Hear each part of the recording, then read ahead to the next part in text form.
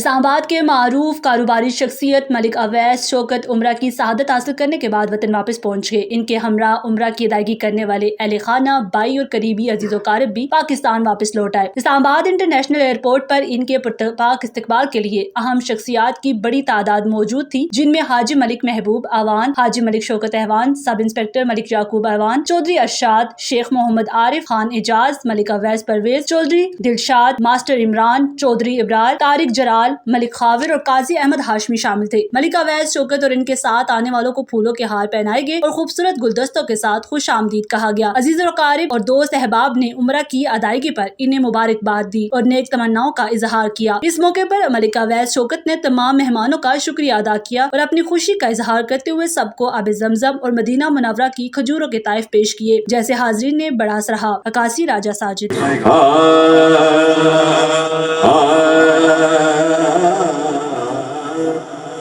میرے مالک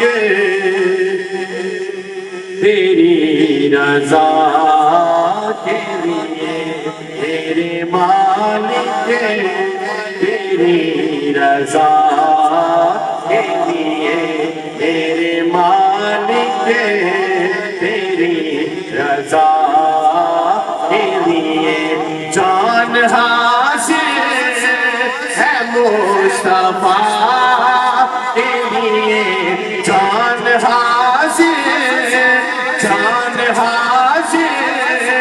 ہے مصطفیٰ کے لیے، میرے مالک تیری رضا کے لیے، میرے مالک تیری رضا کے لیے نام سن کر جھکا لو سر اپنے۔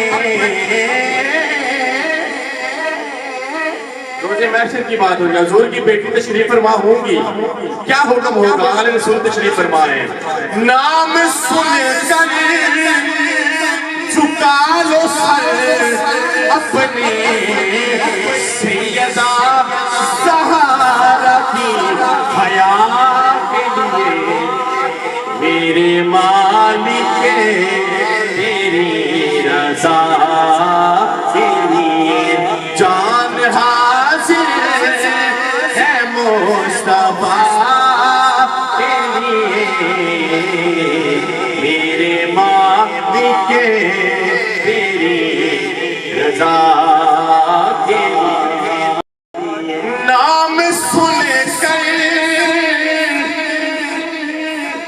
جھکا لو سر اپنے۔